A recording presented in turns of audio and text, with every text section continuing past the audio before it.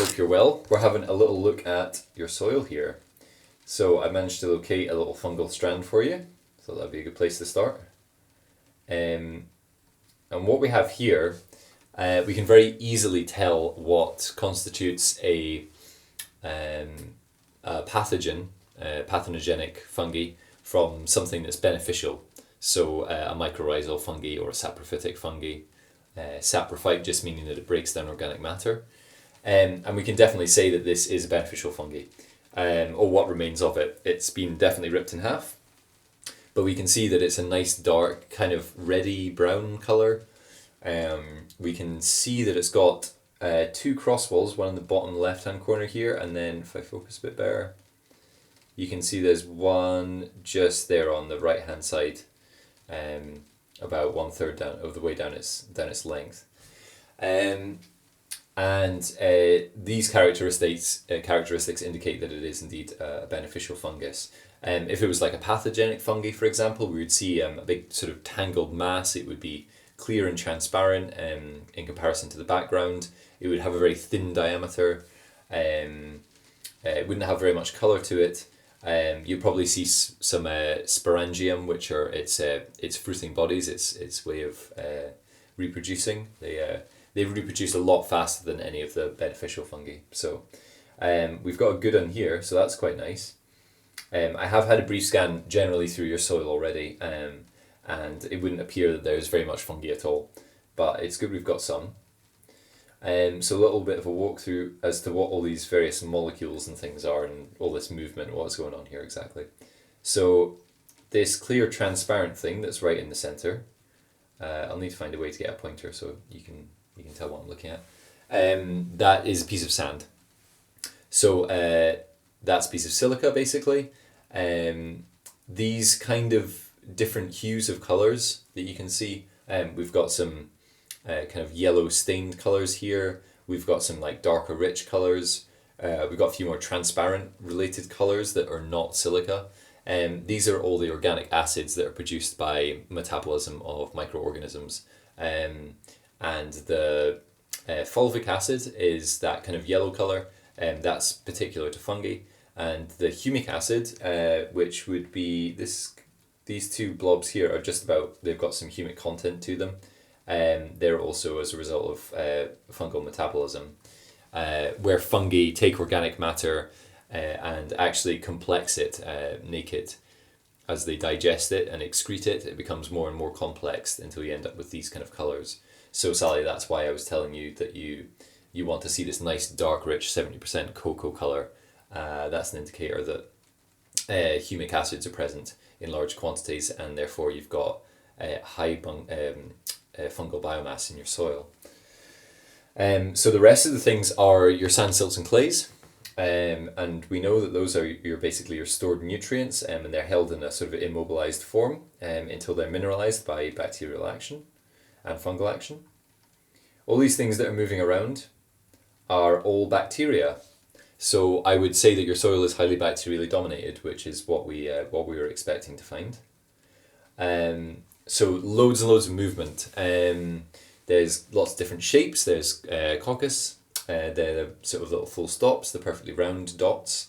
I can see some rod-shaped bacteria. They're the bacilluses. So like think of lactobacillus, for example, like in your milk.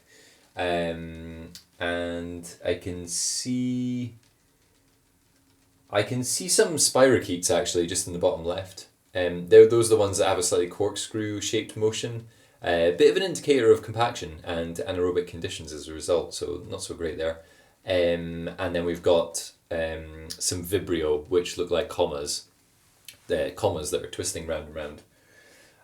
So one of these bacteria is roughly 1 micrometer across, which is 1/1000th of a millimeter. So this is very, very small scale, but there's plenty of them, and there's a lot of activity going on here. So what we're really looking for in a healthy soil is a large constituent of fungal strands. We're definitely looking for any of the predators. The predators in soil are called protists. That's the general name for anything that predates another microorganism.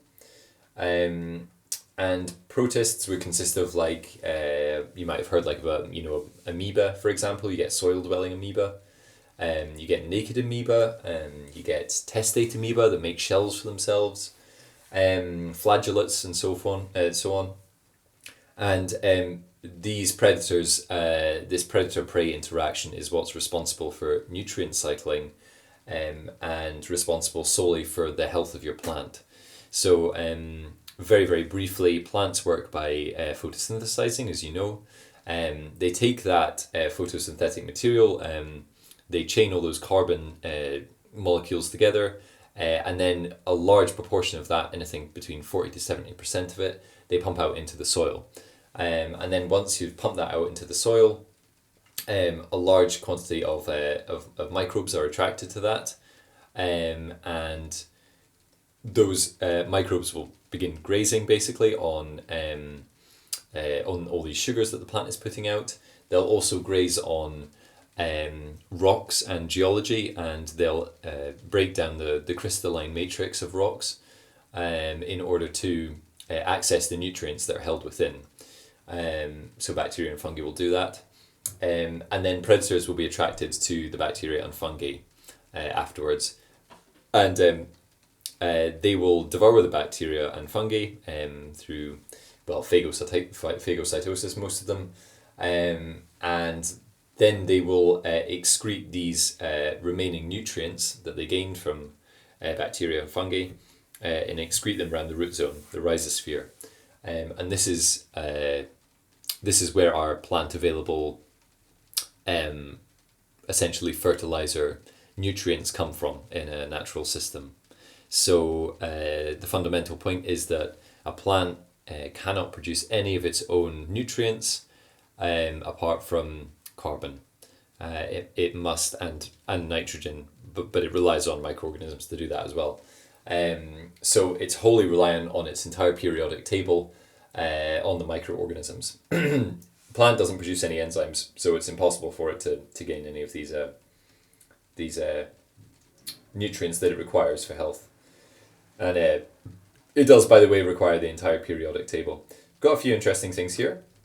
We've got a fungal spore right in the center, this kind of roundish thing with two little sort of peaks at the bottom here. So that's a fungal spore that hasn't quite germinated yet, so that's good. Nice deep rich colour. It's not an arbuscular forming mycorrhizal spore, and you can tell it doesn't have a phosphorus deposit, so that's how we know. That's how we know that. And then up here is rather cool, this thing here. So this transparent, very orderly sort of saucepan lid shape here, or pill, really, it looks like a pill. That's called a diatom. And that's a type of algae that has a shell that's entirely consistent of silica.